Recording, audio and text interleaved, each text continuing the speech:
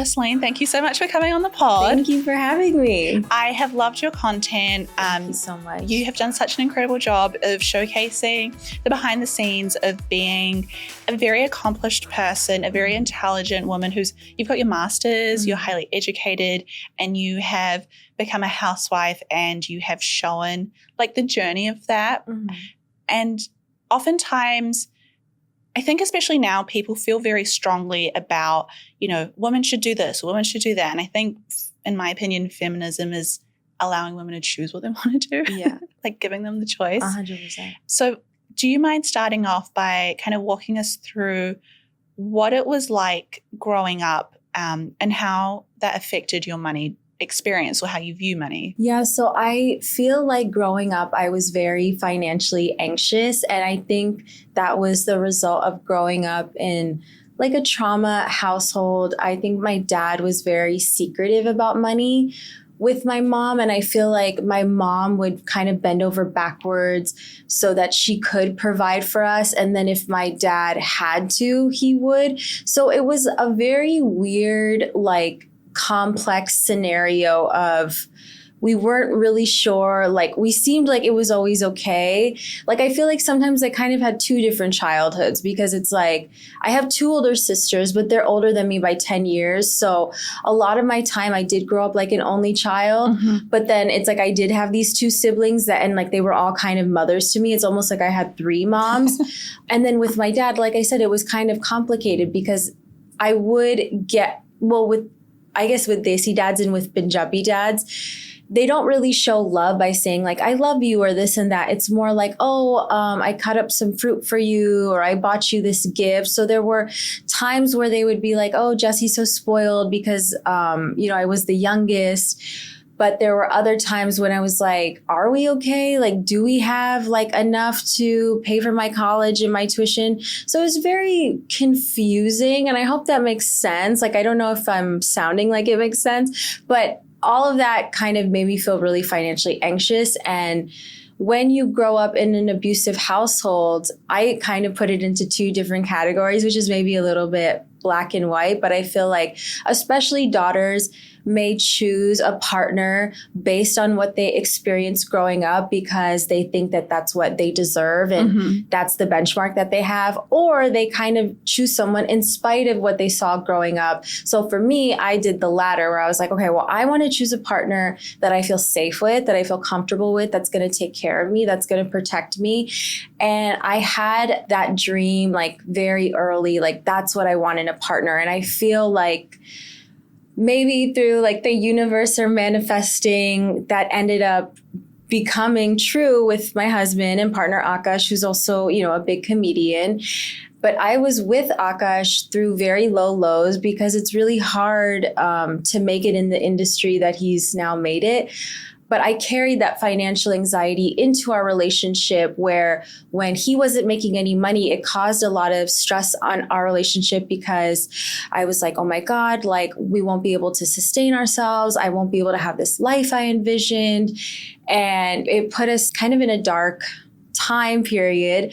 But, like thankfully through like just persistence and hard work, we were in a lot of prayer. We were able to make our way out of it. So now being on the other side, I'm like, okay, I do want to enjoy this life. I love being a stay-at-home wife, but not really having the expectation to cook or clean or raise kids right now. So for me, I do understand that it's a privilege and a luxury, but I feel also very grateful for it because I didn't grow up like this. So to have this experience now, it's really nice because I knew what it was like before when I was working. I'm sorry, did I totally not answer your question? No, that was perfect. Okay, yeah. Let me know if I'm talking too much. You need to recenter me back to the question. This is a podcast. Yeah. You cannot talk too much. Yeah, okay, perfect. I want to hear your experience. And I think one of the kind of questions that our community has when they think about, either taking a career break and relying on their partner is like, what kind of conversations do you have to have with your spouse? And how do you deal with the financial anxiety of, okay, I trust this person and I love this person, but I am kind of leaving it up to them to make sure that we're both okay? Like, how did you navigate that? Yeah, it's tough. And I wouldn't say that it's the best situation for everyone, because you have to have a lot of trust in your partner. And sometimes I kind of compare it to like being with an athlete almost, because the way my husband works like is very tiresome. It's almost like he's grinding himself to a pace, which is not such the best way to describe it, but it's like he's always working, he's always on the road doing stand-up, or if he's not doing stand-up, he's doing his podcast, or if he's not doing podcast, he's flying to India and doing interviews. So it's like he's always doing something.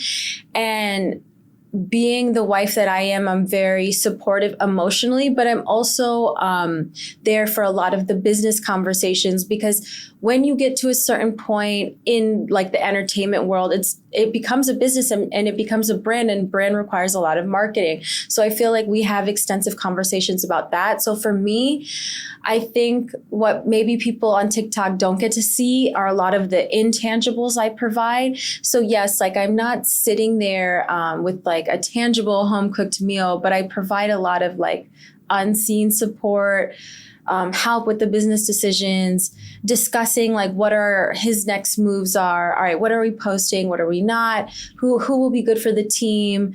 How you should edit a certain clip, and just so on and so forth, because there's so much that goes into a brand nowadays, whether you're content creator, influencer, comedian, like whatever it is. And so now I've been able to kind of leverage what I've learned from him into a little bit of my own TikTok career, I guess. But for me, first and foremost, it was just something that I could do to pour like a creative passion. And I just needed some kind of purpose. And well, going back to your question, yes, it was scary because I am basically putting all my eggs in one basket. So I understand that. But at the same time, I was like, okay, well, if I don't have to have the pressure of clocking into a 9 to 5, let me at least find something that I can do on my own. Like I have my TikTok page. It's not a couples page. Like even though I feature my husband a lot, it's my thoughts, my beliefs, my opinions, and they're quite different than his. Like, you know, Akash, my husband, he interviewed Donald Trump. I can't say I agreed with all maybe the questions they asked or like the viewpoints they shared, but I think that's a really cool thing to be in a marriage with someone and you have like different opinions. So yeah, I don't think that like what I do is maybe advisable for everyone, but for me, it's working right now. And I appreciate you mentioning my accolades, because if there were to come a situation where I had to go back to work, I would be like, okay, like I'm not above working. I'm not above being someone's admin or like starting from the bottom, because that's what I had to do. So if I had to do it again, I would. Like I don't shy away from that. But I love not working and like, you know, just getting to wake up whenever and go to Pilates. Like I freaking love that, you know? So what is like a typical, like, I know there'll be like maybe more of a busier day, but what does like a typical rest day look like? Like what's a Tuesday if you have nothing on? It'll just be rotting. It will just be rotting, because I feel like my typical like routine day will definitely be a workout, come home, make some TikToks, walk my dog. My husband comes home, spend time with him, maybe edit some TikToks. Like that's my typical day. I have like other appointments thrown in there too. I'm also really close with my sister, so I help her sometimes watch the kids, or I'm really close with my family in general, so I spend a lot of time with them. But a typical rest day is truly like doing nothing, rotting, watching reality TV, eating a bunch of junk food. That's my favorite thing. Because we need that too, you know, when we have like, when you're just like on the go, and then you're like, you know what, I don't feel like doing anything today. And even today I had like a solid core workout, and I know people, this is a big expression on social media, like follow your plan, not your mood. I disagree with that. I feel like as women, especially as South Asian women, we are already so motivated. And if I do say so myself, a lot of us are really hard on ourselves. And I don't know if I think a lot of it actually is the culture that we grew up in. Sometimes our moms have this ability to make us feel guilty, even if it's not intentional. So I feel like, especially as South Asian women, follow your mood, because we have our hormonal cycles for a reason. Today, I just had my period yesterday. I was supposed to work out before this. I was like, I'm not feeling it today. I'm not going to push myself. I knew I was coming in to do this podcast. I was like, you know what? I would really just like to eat breakfast, get ready before I come here, and then just like have a more relaxing day. But it's hard to kind of quiet that guilt of like, are you doing something? You better be doing it. You better be productive. Because I feel like that voice is always in us. So yeah, that a rest day for me is just nothing. And I love that. Just me and my dog riding. What's your favorite reality TV show? Oh, that's a good question. There's so many. My true favorite in my heart of hearts is Real Housewives of New Jersey. And if you know, like the early seasons, the best. Like I could rewatch it like my comfort show all the time. I love all the Jersey-based reality shows. I'm from Pennsylvania. I'm not from Jersey, but they're pretty close. Like the states, we call it the tri-state. They're pretty close together. So I don't know why, but I love Real Housewives New Jersey. I used to watch Jerseylicious growing up, Jersey Shore, all the Jersey things. Like, yeah, you can't get better than like Jersey personalities. So I love that. I wanted to ask a little bit about kind of your journey from like, I think there's a lot of women that listen and go, whether it's by choice or not, some of us will like have career breaks, like either like life just hits you or health reasons or starting a family, like, or even like, maybe you do have a partner who has a more demanding career, and for the betterment of the family, you guys decide, okay, well, this one will work and I'll take a step back, and then we'll like kind of switch as we go. Did you have conversations with your husband of like, okay, this is how I'll support you and this is how you'll support our family unit? Like, how do you have money conversations without it feeling scary? Because it can feel scary. Yeah. I think my partner, for me, made such a big difference because I give him so much credit for making me feel safe in those conversations. And I've talked about on TikTok my struggles with anxiety and OCD, and when I turned 31 was when I finally decided to take medication, even though it had been something I was dealing with for my whole life. And I think prioritizing my self-care in terms of anxiety and how I was taking care of that also worked in tandem with having a partner that made me feel safe, because as great of a partner as he is, you can't rely on someone to make you feel completely safe. You also have to make yourself feel good, feel safe, feel at ease. So it was kind of like a joint effort.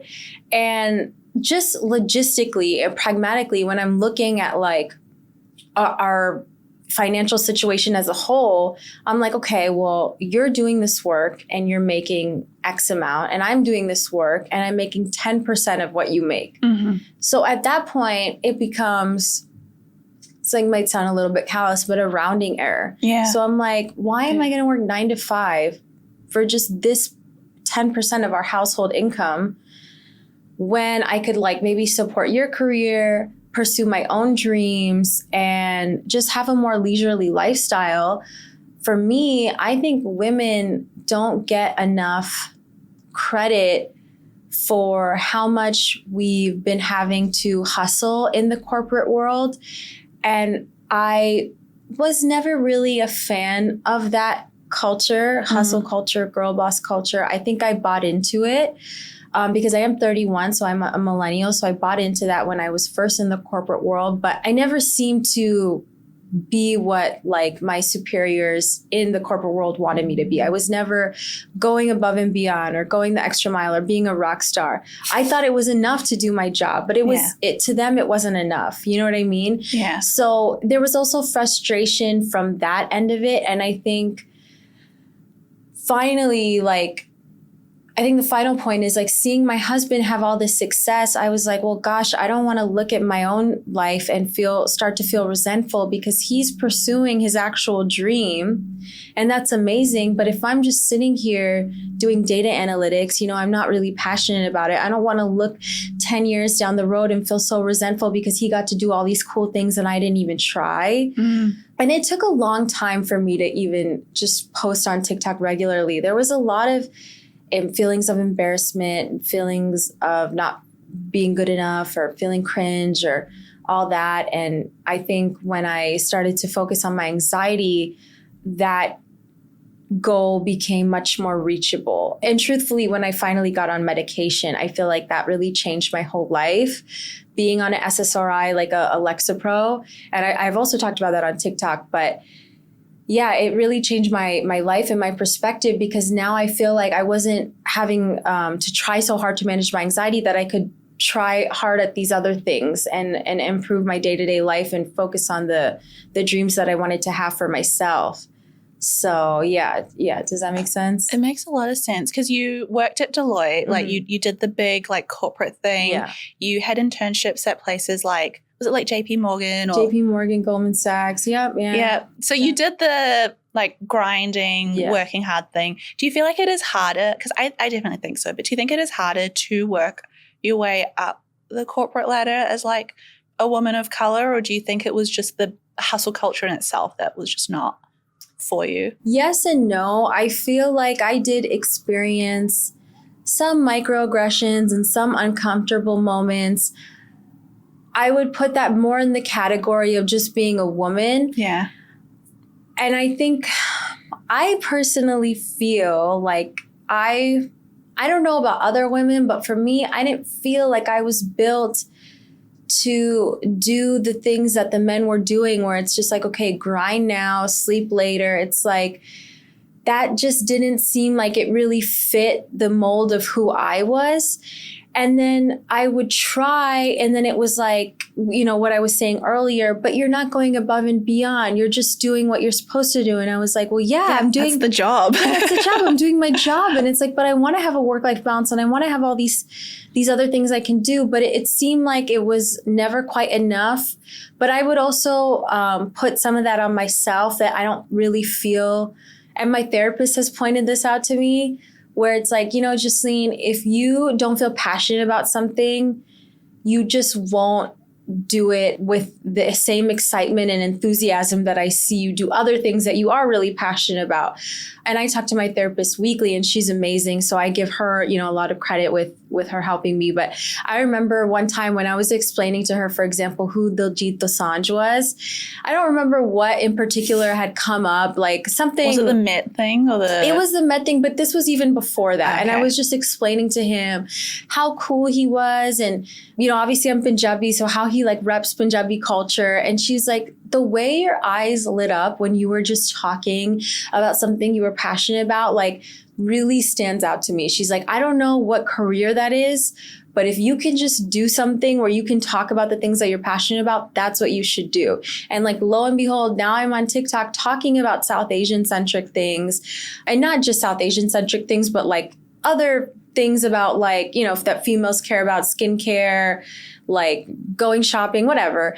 And yeah, that for me has been such a blessing to just get to talk about things that I like, that resonate with other people. And that was, I think, what I was trying to get when I went and got my master's in business journalism. But I think it took that time of me going back to school and going to therapy and focusing on my anxiety to end up where I am now. And not that I'm, you know, like I have like 1 million followers or anything, but I would say like in the past 5 or 6 months, I've had more growth than I thought. So I'm like, okay, well, something is working, something is jiving with the audience. And I've definitely leveraged my husband's existing brand to kind of use as like a jumping board to build my own brand. So, and I don't think that there's anything wrong with that. I think whatever tools that you have, you definitely use them. I saw it too when I was at Goldman Sachs. All the interns that were there were all from Ivy League schools, but they had a relationship with the university that I went to, Drexel. So we were the only non-Ivy kids there. So it was like Drexel kids and like all these Ivy League school kids. And a few of the kids, their parents were clients of some of my colleagues that I worked with. Oh my God. And I knew, because I was like, why? Like, I don't get it. How did you get this job and I got this job? Make it make sense. And then they're like, oh, you don't know that so-and-so's like kid? And I'm like, oh, so it's like, but at the same time, like, that's great. If your dad gets you a Goldman internship, but that, you know, all power to you, but like, I'm going to do the same thing. I think that's very healthy. Yes. It's a healthy way of looking at it, because like, what's the point of starting from zero? And if you grew your personal brand or your account and then people later found out like, you know, who your husband was, then that would be another like point where they might be like, well, maybe he was helping behind, you know, that you can never please everyone. You just have to do it your own way. Yeah. For the women that are watching and going, okay, it sounds like a very like I want a life like that. And I considered, maybe I'm in the position where I could be a housewife, but I am scared of letting go of that financial control.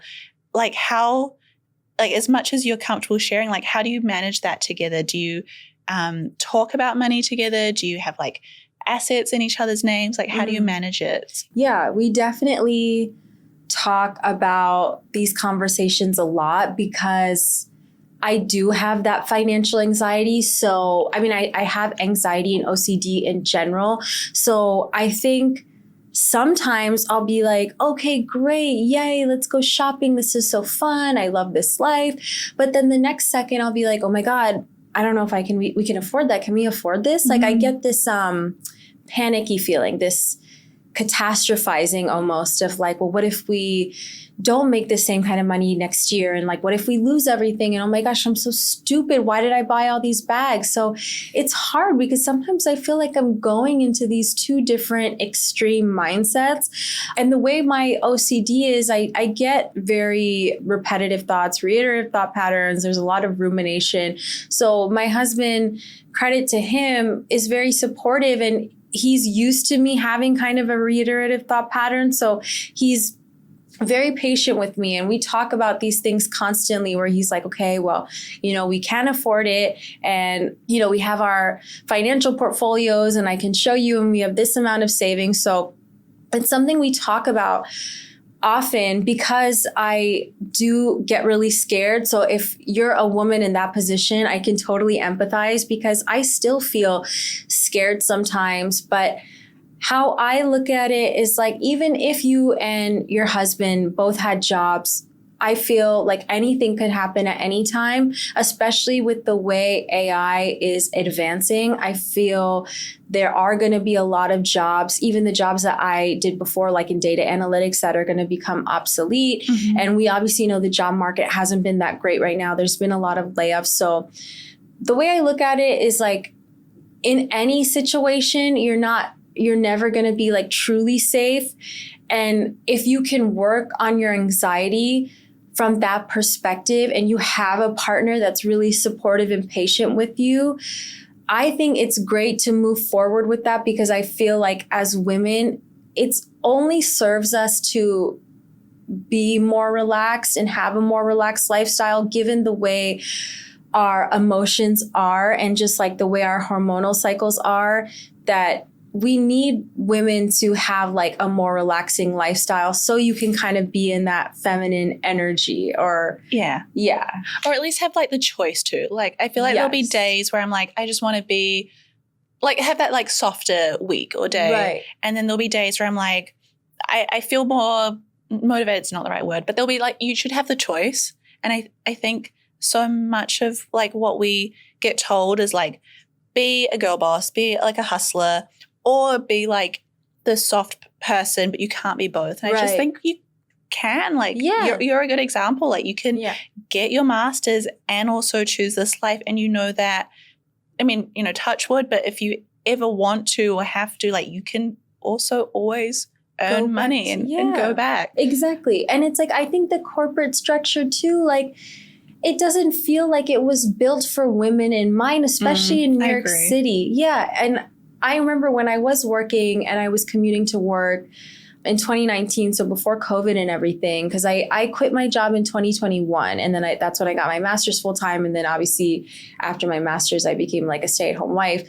But I remember in 2019, it was like this hustle and bustle of like the commuter culture. And like, you're just always rushing. And there's just like this stressful energy about being in New York City in the morning during rush hour, because everyone's just trying to get to their job, and that's just what it was.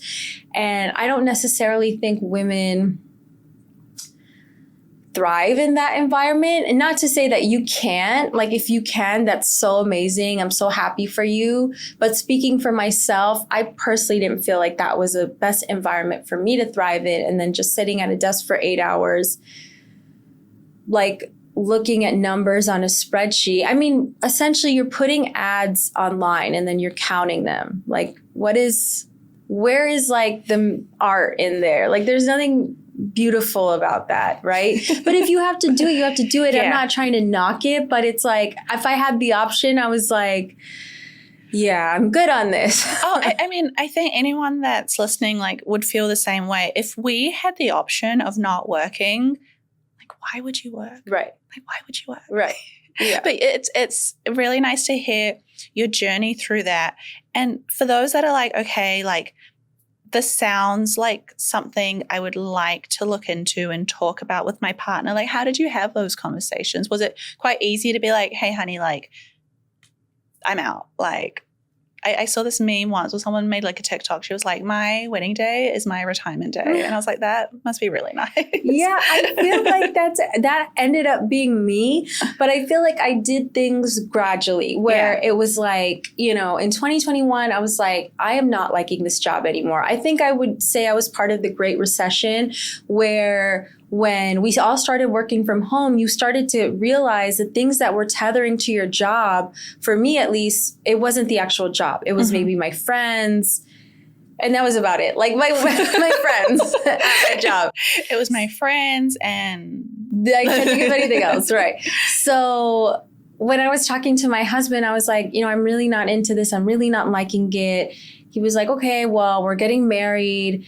If you're also really stressed planning this wedding, maybe now's a good time because you're going to start your master's in August. So, and our wedding was in July. So I ended up quitting in June, like a month before my wedding. So it gave me like a good month of just like focusing on wedding stuff, which was really nice going into the wedding. And then I kind of had the summer off before starting my master's. So then when I was in my master's, me and my husband started having, like, I guess the conversation started building from there. It's like, okay, what do you want to do? Okay, well, this is what I see myself doing. You know, I'm really passionate about South Asian centric issues. At that time, the farmers' protest was still happening. So I was like, okay, I wasn't seeing a lot of coverage about that because censorship in Indian media is a real thing. So that was something I was really passionate about. I wanted to bring awareness to that. And so I was like, okay, I can kind of see the ball rolling where I'm taking these journalism classes. I'm really liking it. I'm really enjoying the interviewing part. I'm not enjoying the writing part so much, but I really loved having interviews just like this, like, you know, with people that I thought had really interesting stories. Then I did an internship and I didn't like it. So I was like, okay. You're like, peace. Yeah. So then I was like, okay, well, this is the first time I'm getting my feet wet. I'm not really into it. I hope that maybe this isn't a bad sign of what's to come. And then I go, you know, finish my master's and then I start applying to jobs, and the job market wasn't really good when I graduated in 2023. So I didn't really end up with any offers, even though I was applying really heavily to a bunch of different places, reaching out to my network, going to the career fairs and all this stuff. And then in that summer of 2023, I kind of leaned into like, okay, you know, it's fine. I just graduated. Maybe I'll get something. Maybe I won't. My husband was filming his special, so I was helping him a lot with that. And I was like, wait, okay, maybe instead of like working for this big corporation, maybe I can kind of help my husband with his thing because it's becoming bigger and bigger and bigger. And like even from 2023 to 2024, he had like grown like double with the amount of followers. His special got like 1 million views in the first week. Oh, wow. So maybe even less than a week. So it was like taking a lot of his time. Okay, like, so maybe I can help with that. And then after some time of doing that, I was like, okay, I tried the corporate world. I tried going to journalism school. I tried getting jobs. I tried helping my husband. I'm still not finding this thing that's giving me this creative spark. Like, what do I do? And then I think that's when the anxiety started to set in really bad and feeling really panicky and like getting like even like psychosomatic pain and symptoms. So all this stuff is happening at the same time. So I'm like, okay, well, I need to work on my anxiety so I can figure out what the fuck else to do with my life. And then I think when I started to focus on my anxiety and all that, that's when I think things started to fall in place. I got on medication. I was talking to my therapist. I was like, okay, I think I want to start making TikToks. I'm really scared to do so. I think it took me probably within that time span that I'm mentioning, like 6 months to even have a conversation with my husband, because I think I was just so anxious about it and I was so embarrassed for whatever reason. And maybe I had imposter syndrome, or like I was like, but he's so good at this. I don't know if I could be good at this. And I don't know how I did it. It just took a lot of work. It took a lot of manifesting, work on myself, conversations little by little with my husband. And I think back to your question, like, how do you have those conversations? For me, it was really anxiety inducing, but I think I did it little by little, where it's like, okay, at first I think I want to do it like this. And then I'm like, you know what, this isn't working. Let me do it like this. And you know what, this isn't working. Let me try this. So it's like little bit by little bit. And then we kind of started to piece together, like, he's like, you know what, I think you would be good on TikTok, like just showcasing your personality. And I'm like, you know what, I think you're right. Let me just try it. It'll just be for fun. And then I'm like, wait, I'm really liking this. Like I'm finally like wanting to work hard more than I ever had before. And I'm liking the hard work. I'm liking the hours that I'm spending in editing. Whereas it was such a contrast, because before I was like, oh, it's 5 o'clock. I have to go. Yeah. I do not work past 5 o'clock. That is not me. I don't work on weekends, you know? So it's like, but then it was like with TikTok, it's like, well, I want to film for content. And it was like, no, I have to edit. And I would spend like hours editing and like learn, like even editing, which seems so simple for me. It was a little bit of a process to even learn that. I was proud of myself. I don't have like an editor or anything. I edit everything myself because I really only like the way that I edit certain things. So, I kind of started like having conversations little by little, and then like trying a bunch of things and then kind of seeing what worked. And now I feel like I have a really good flow with him, where we're like, okay, this would be really good for my TikTok, or like, oh, you should talk about this. And like, now it's just so cool, because I think before it was like, Akash, you should talk about this on your podcast. Like, why don't you guys talk about this or have this guest on? And now I'm like, oh, I don't give a about what you talk about, because I can talk about it. You know what I mean? So I think that for me has been really empowering and motivating. And it's different because now I have kind of creating my own schedule and my own kind of thing, but I like it. And it comes with its own challenges. You know, you have to be very self-motivated and very disciplined, which is hard. Discipline is the hardest thing that you can do, but I think it's like the best thing you can do for your life. And I'm not saying that as a very disciplined person. That's what I aspire to be, but I think it's one of the best things you could do for you, you know? Do you feel like it's important for like stay-at-home spouses to have creative pursuits? Do you think that was like the missing piece for you? And I imagine a lot of the anxiety probably, whether it was subconscious or not, probably came from like having someone in your life that is so high achieving. Mm. They probably also have very high achieving friends, family. Like, you're just surrounded by people that are like, what do you do? And they share something like completely outrageous. And you're like, damn, like, was that part of the anxiety? Did you want to carve out your own identity? Exactly. Like exactly what you said was how I felt. Mm. I was missing something and I couldn't put my finger on what it was, because I didn't know what I was exceptionally talented at. And I still don't feel like I'm not exceptionally talented, but I just knew that I had this ability to showcase my personality when I talk to people. So to be able to bring that to a certain career of content creation and influencing was really special for me. And I think it's really important for a stay-at-home spouse to have that. Because when I didn't, like, I can tell from my own experience, I was like, when I wasn't having it, I was like, okay, well, maybe we should just try and get pregnant and try to have a baby, because it was almost like I wasn't really enjoying my day-to-day. So I was almost trying to rush to this next chapter of what I thought was the right thing to do.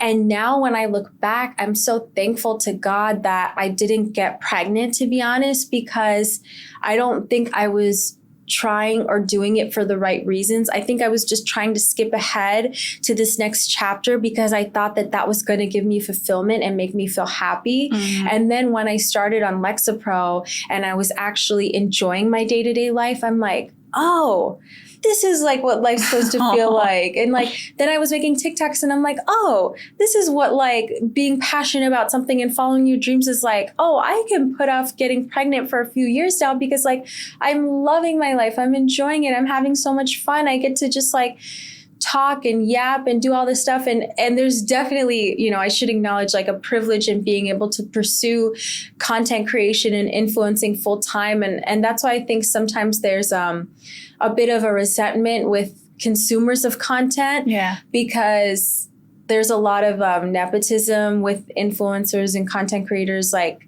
because sometimes it is easier when you have the privilege of just being able to do things full time because you're not worrying about bills or rent or tuition or whatever. So, you know, I definitely think I was in the privileged side of things, but I didn't grow up like that. So I'm also very grateful. And I think that's really important. Like, as long as you have gratitude, it kind of carries into what you do, you know? I completely agree. Yeah. Do you find like other spouses that stay at home or like stay at home wives, are there things that you see people do that you're like, oh my God, they need to talk to their partners about money more? Or like, what are some of the mistakes that you see?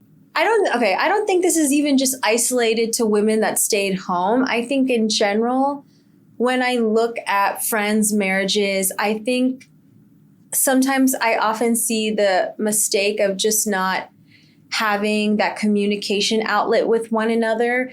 And I think because of that, there's a lot of resentment and feelings of animosity that build towards each other with other couples that I've observed that are close to me. And when you let those things build up and fester, it makes for an unhappy marriage because your foundation isn't really super strong. And I'm not saying this as someone who's like an expert at marriage. I can only speak from my experience. Yeah. But I think what makes me and my husband go really great together is our ability to talk about anything and everything without judgment towards each other, but also being that support system for one another. And taking it a step further, sometimes we're going through something and the other person just isn't emotionally available for us because of what they're going through. So it's also that recognition in each of us, like, okay, well, I have my partner, but I also need to be there for myself, and I need to also work on this for myself, whether it's with insecurities or discipline or, I mean, you name it. So in my own life, I think, especially too with women, like with girlfriends that I see, sometimes I see them, I feel like this is going to sound whatever. I'm pretty unhinged. I just sometimes see them settling with their partner. And I think, you know, this is what we talked about earlier. Maybe that's what they think that they deserve. And I really want to emphasize that you deserve the best. You deserve princess treatment. And you shouldn't stop looking until you see that potential in your partner. And I'm not saying, you know, of course, like that you shouldn't bring anything to the table, because I think I bring a lot to the table. But, you know, I often see women not getting maybe what they deserve in terms of that kind of treatment. So I think that's one of the big things that I talk about on my TikTok. Like, you deserve the gifts, you deserve the affection, you deserve the support. And it shouldn't come with the strings attached of like, okay, well, I hope that you're cleaning and going to have a home cooked meal. Like, I don't have that in my marriage. And like I said, I provide a lot more intangibles and emotional support.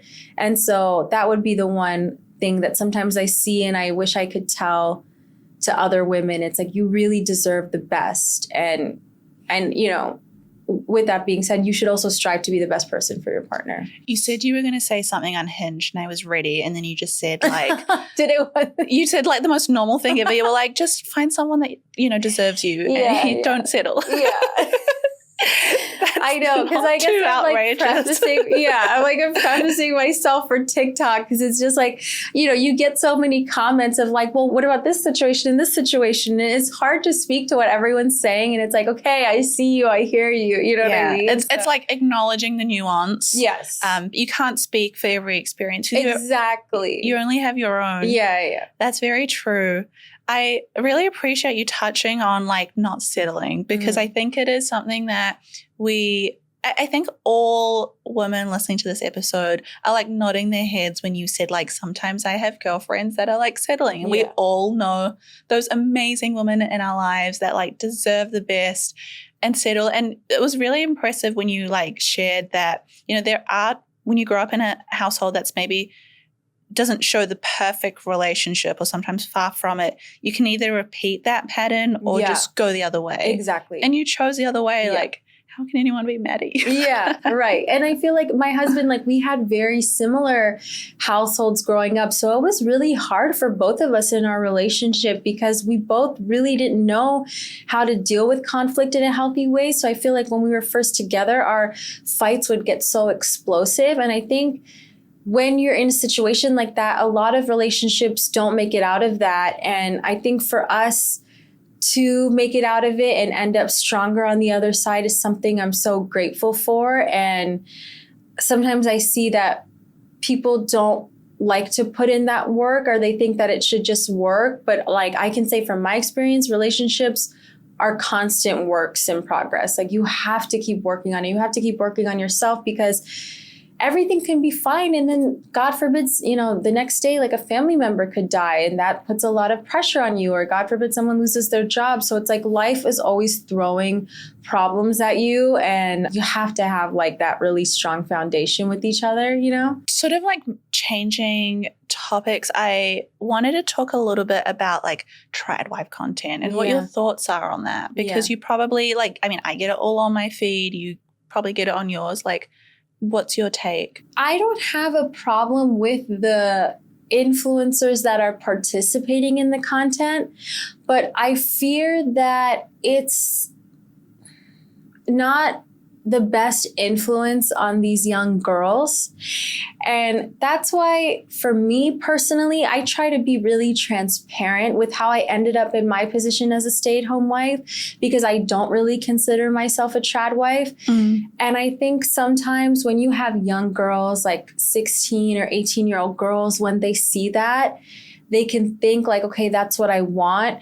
But you're only seeing such a superficial side of this content, and you're not seeing maybe the strings attached to what the connotation of being a trad wife is. And I'm not saying like these women are slaving away for their husbands, but at the same time, for example, like with stay-at-home girlfriends, like I think that's something that's a little bit of something to be careful with, because for me, like I'm a stay-at-home wife. Like I have a marriage contract in place. I have security. I didn't sign a prenup. So it's like I have security in my marriage. You know what I mean? According to like the US divorce law or marriage law or whatever it is. So that's where I'm a little bit like, oh, like if I was a 16-year-old or 18-year-old girl, or I was like talking to one of them, I'd be like, okay, like that's great if you want to be like that.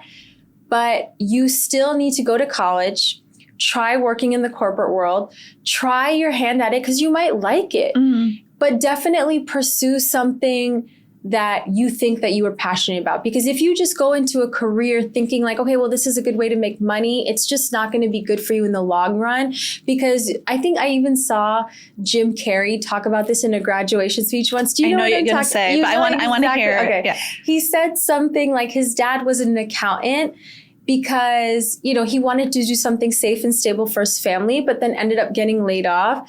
So I think his dad's message to him was like, okay, well, if I got laid off from a job I didn't even love, and you better do something that's your dream, because it might never work out. So, and I think that goes to my earlier point of like, in terms of like the financial uncertainty, yes, like my husband, I almost said my dog. Oh my God, my dog. No, my husband is in the entertainment industry.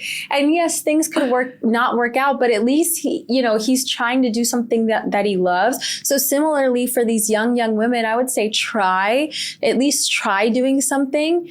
Don't just go into your 20s thinking like, okay, this is what I want to do. Like if that's what you want to do, that's great. Keep it in the back of your head, but at least try your hand, because you might like it and you might be really great at it. I wasn't that great at it, But if that is a goal or dream of yours, communicate that to your partner in the beginning stages. Like, my ultimate goal one day is to be a stay-at-home wife. What do you think about that? Would you be okay supporting me with that? And just know that whatever you see on social media isn't always real, because you don't know what someone's relationship is like behind closed doors. I know for me, I try to be as transparent as possible, but even for me, I can't fit everything about my relationship into like a 1-minute video, because it's like, it's all about retention too. And you guys just wouldn't retain that information. So when you say that it's like not all what you see on social media, like what do you mean by that?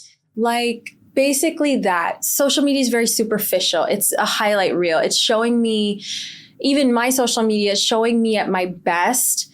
And there are so many days and weeks even before I started posting where I was really struggling, or I was getting panic attacks, or I was really depressed. So it's like, you see me as this one person and you're like, oh, your life, like that's such a goal of mine, or like I aspire to be like that, or like may this kind of love attack me. But it's also like, on the flip side, you know, in 2018, my husband made maybe $4,000 the whole year. We had to move to New Jersey because we couldn't afford to live in New York City. We slept on my friend's couch for a week. We got in a huge fight and almost broke up. So sometimes, you know, you won't get to really see that in just like the superficial layer of the videos I post. And that's why I keep saying, like, I'm trying to be as transparent as possible. But even in my attempt to be as transparent, I won't be able to give you everything, because it's not like this kind of podcast forum. It's like short form videos. So maybe you should do a podcast. Maybe I should, right? But yeah, so I just mean to say, it's like, don't compare yourself to what you see. Just compare yourself to who you were yesterday, because then you're just going to be so much happier, and you're like only competing with yourself. And then that's the best way to be, because then you just get better version of yourself, because you're not worrying about like X person here and X person there and X person there. We weren't even meant to see how all these people are living every day. You know what I mean? Like, it's like, you know, when Instagram first came out and you see all these beautiful women with these curated feeds and toned stomachs, like our parents growing up, they saw the people in their town, the people at their jobs, people at parties. They weren't seeing all these beautiful women every day, you know? So social media can be very much a highlight reel, and you just definitely need to keep that in mind if you find yourself comparing, which is very much a human instinct. And I do the same thing, but don't, because it's not a healthy way to live. It really isn't. Yeah. If you could give like, I mean, this has been such an incredible conversation, and we honestly like could keep going, but I'm mindful of your time. Yeah. If you could give like one piece of advice to, let's say, like if you had a future daughter or a future niece, like what would you want her to know about weighing up career and like taking time off and being a housewife? Like how would you encourage her to make that decision if she can't decide like what way to go? I think trusting your gut is so important and undervalued as women. Women's intuition is truly remarkable. Like we all have it. Our moms have it. It's like, you know, that thing, like growing up, you probably remember your mom said something to you, or she was worried about something. And then like the next thing you know, it was almost like deja vu, like whatever she said came true. And I think as women, as we grow older, we get more in touch with that gut feeling. So for my future daughter or niece, I would say try your best and follow your gut, because oftentimes, like sometimes like people think, oh, your gut feeling, that's just superstition or whatever. No, like your gut feeling is based off of data. Your body collects data off of all the events you've gone through in your life to give you this short-term or shortened, expedited answer. So when you're listening to your gut, it's actually based off years of data of what you went through. And trusting your vibe is like just getting in touch with that feminine energy of like, hey, this isn't serving me, or this is serving me. So that's what I would say to them. And me and my husband often talk about, like, you know, when we have kids, like how we want to raise them, what we're going to do. And like, we've always said for us, like when we have kids, the results, they don't matter as much. They don't matter nearly as much as the hard work you're putting into it. I don't care if my kid in school gets C's, if they're working their ass off. And I think that for Indian households or South Asian households, we were really brought up in environments where results were so important. Like we were such results-oriented people. And I think that's why us women are so hard on ourselves when we don't get the results. And I feel like my husband has really helped me with, like, you know, for example, even if I post a TikTok that I worked really hard on and it's not getting a lot of views, he's like, who cares? Because you tried. If you're trying, like God sees that, the universe sees that, you're almost like, it's like you're manifesting in a way, like, okay, maybe this TikTok didn't do well, but another TikTok down the road will, and that one will help me build my followers. So I feel like it all kind of lends itself to this flow of how you live your life. Because if I'm like, okay, I'm working hard and I'm trusting the process and I'm trusting my vibes and I'm trusting my gut, I'll end up in the situation that I want to be in, because it all goes into one another like a flow. I completely agree. Yeah. I think you've like done such a great job of kind of like discussing the pros and cons and the benefits. I think a lot of times, like on social media, we see, like I was saying earlier, we kind of have this perception of like either you're a hustler and you're independent, or you're a housewife and there's like, it's just black and white and there's no middle ground. Right. But I think you've done such a great job of kind of sharing a different perspective and one that I think is going to be really valuable. So thank you for being so honest. Thank you so much for having me. This was really awesome.